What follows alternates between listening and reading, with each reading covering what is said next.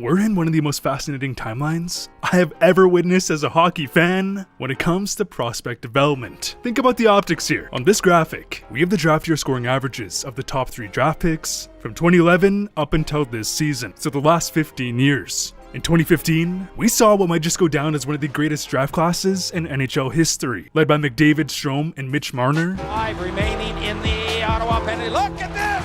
Marner upstairs! And by no surprise, this year was a massive outlier, which makes sense when you have one of the greatest players of all time coming from this draft class. 2018 was an outlier, which was more so due to the fact that the top-end talent of this draft came from Sweden and Dahlin. Här är det Dahlin som visar upp sin fina skridskoåkning och skapar den här möjligheten. Rasmus Dahlin gör 1-0! Hughes and Brady to chuck out of the NCAA. There, home for the rebound, turnover. He's been Hughes a shot, he scores! 2023 was heavily skewed because of Bedard. One-on-one against the Warrior goaltender and scores. As he beats him backhand, it's a nice goal. But here's the thing, this upcoming NHL draft has the highest production out of any of the prior 15 drafts, only behind the McDavid class. However, here is where it gets absurd. None of these players are rated first in the draft class. We are in such a bizarre timeline when it comes to NHL prospects, as this season, Michael Misa is on pace for 147 points. Misa in his draft year was the first player in the entire CHL to hit 100 points. These are numbers that have only been obtained by McDavid, Bedard, Sidney Crosby. More chance, Misa shoots, he scores! You can't hold this kid off the score sheet. Yet, due to the recent success of the NCAA, or perhaps overseas prospects, we are in a timeline where Michael Misa is not a bona fide first overall pick. Nico Hischier had 86 points in his draft year. Misa was on pace to having 70 more points. It's absurd. It's actually absurd, because Michael Misa is only the tip of this iceberg. Демидов и Егоров появились. Какая передача Ивана Демидова, и это гол. Демидов. И решил, по-бобровски получилось у него. On this graphic, we have the greatest Russian prospects, some of the best players in NHL history. Ovechkin, Malkin, Datsuk, more recently Michkov, sprinkle in some Panarin, Kaprizov, maybe Tarasenko. And right here is Ivan Demidov. Ivan Demidov started the season as an 18-year-old. He had stretches where he would be benched for almost the entire game. Yet, he is destroying the records of players who are currently Hall of Fame locks. And heading into his draft year, he was passed upon 4 times. 4 teams would pass upon a guy who was easily a first overall pick talent. Today's video is sponsored by SeatGeek. Whether it's the Ovechkin goal chase, where the man is on track to breaking Wayne Gretzky's goal record, the 4 nations face-off blowing the doors off the NBA with some of the best hockey I've ever seen, the fact that we're watching some of the greatest talents in NHL history, with players like McDavid, McKinnon, Cale Makar, there is no better time to pick up some tickets from SeatGeek. I'm trying to see another Oilers game this season, because there is nothing like seeing McDavid fly down the ice in person, and I can get tickets to a heated Stars-Oilers matchup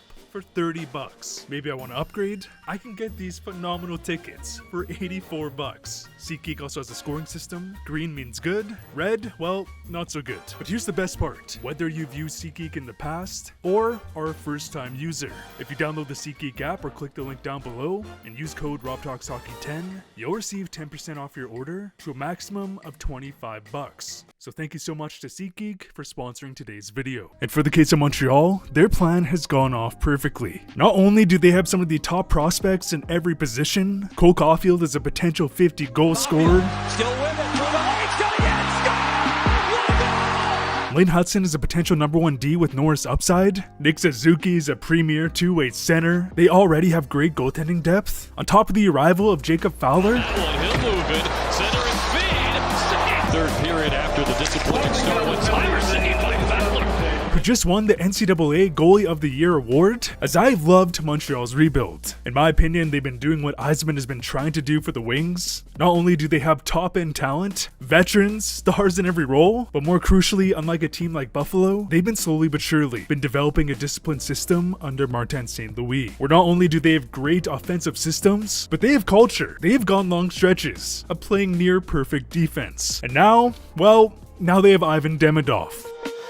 решил. По-бобровски получилось у него. Давай Демидову вот сюда, супер момент у Ивана Демидова. Ой, какой гол. On this play, Demidov shows off his incredible skating ability. Without looking down at the puck once, he surveys the entire ice looking for passing options, while tomahawking around the entire defense, as his vision is incredible, as he has the ability to separate himself from the competition, where he surveys the ice, where he either finds the perfect passing lane, or instead uses his lethal shot to score. Demidov is looking at the net the entire time, and somehow makes a perfect cross-ice pass. Now, I don't want to be too dramatic, and I'm by no means saying that this kid has McDavid potential, but some of his off-the-rush plays can only be compared to McDavid or McKinnon, and I more so see McDavid because Demidov has the ability to maintain high speed and finesse his way to the net, whereas McKinnon more so builds up speed due to his explosive skating, pauses, makes a couple stick handles, and continues. McDavid is a momentum skater. It's one trait that makes him so special, as he's basically sprinting full speed while juggling bowling pins that are lit on fire, as I see this in Demidov's game. Because what's so crazy about Demidov is not only is he producing at a level producing some of the all-time greats including his fellow countryman and Michkov, but he is levels above Michkov in terms of his skating, on top of having way more size.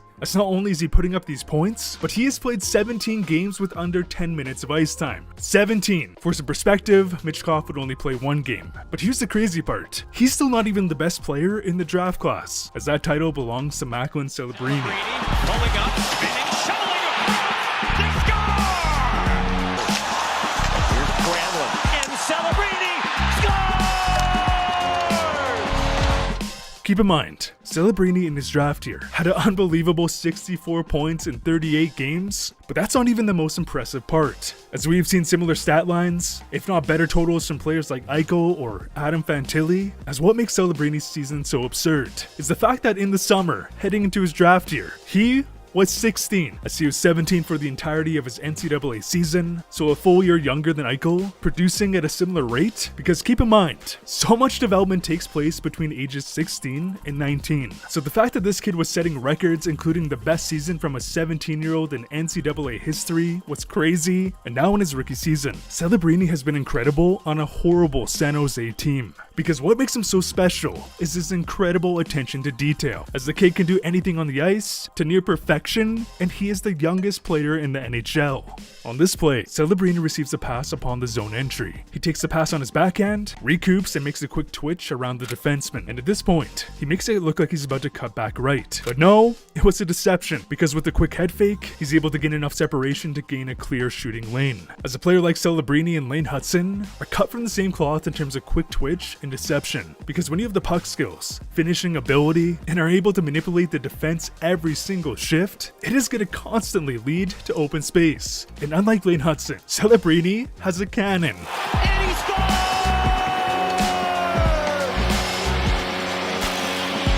Macklin Celebrini! On this play, Celebrini receives a pass in the shooting lane. Paused it here, look at how much he has to stretch out to receive the pass cleanly, as most players would have to regather to load up, but Celebrini, like Matthews or Bedard, can seamlessly do a pull-back wrister.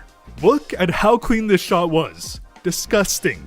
Absolutely disgusting. But okay, we all know he has big upside in terms of producing points, especially when you factor in the additions of some elite teammates. But what separates Macklin is his two-way upside. Will he score in the same pace as McDavid? No, probably not. But his defense, combined with scoring ability, means he has the upside of Barkov with more offensive production. As we are in a crazy timeline in terms of prospect development, not just in the CHL, but the NCAA and overseas. With that being said, what is your grade for your team's prospect pipeline? Comment down below. I'd really appreciate a like on this video as it helps me so much. Thank you so much to SeatGeek for sponsoring today's video, and as always, thanks for watching.